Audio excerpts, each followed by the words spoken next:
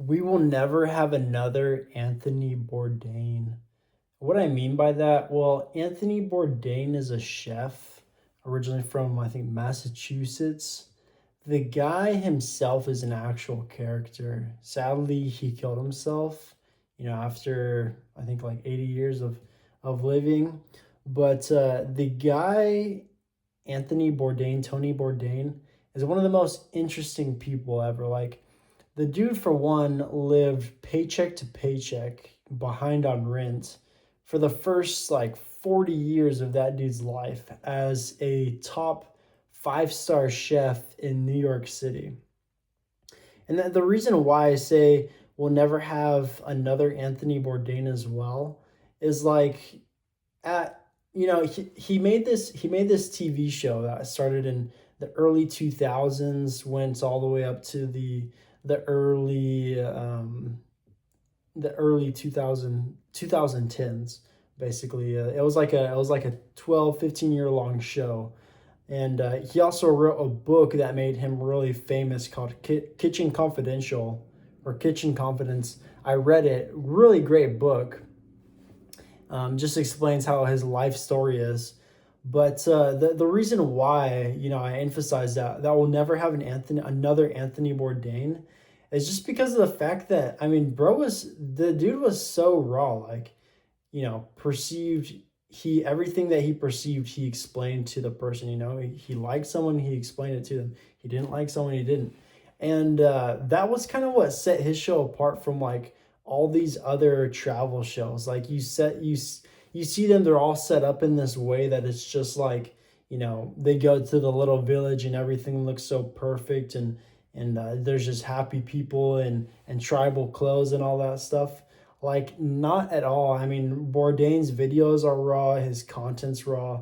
I'm sure, I've never went to any of his restaurants, but I'm sure his food is just as, his style as it is anyone else's style.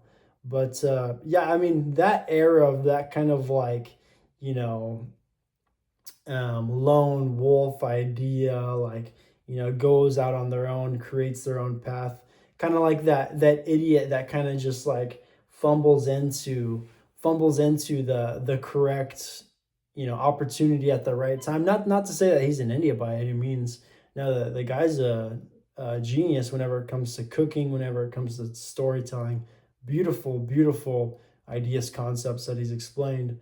But yeah, for me it was just like a big realization. I mean, you think whenever he was traveling, he was in this golden era of travel where, for the first time in the whole world's existence, travel has become an affordable opportunity for, all the human race to be able to travel, to experience new cultures. Like, over 100 years ago, I mean, males and females, unless you're at the top echelons of society, you weren't able to travel, from, South America to Africa to Asia to Australia to Europe, in that consecutive way.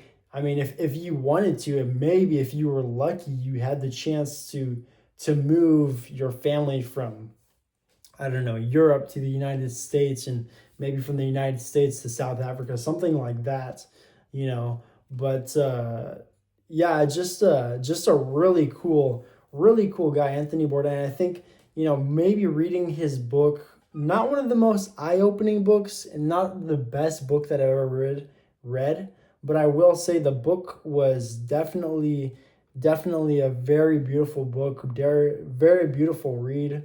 And I'm forever grateful.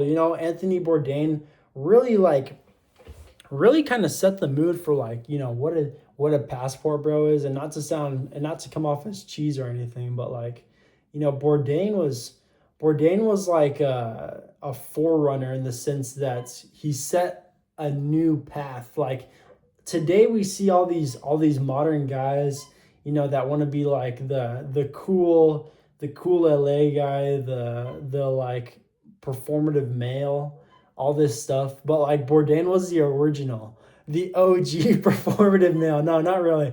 But like, the guy was, unironically himself, very critical on himself, and very down to earth. And I'm honestly really grateful for that. Really loved his book. Would recommend any of you who have the opportunity to read Kitchen Confidential, read that book. Cool book, funny book, good read. And yeah,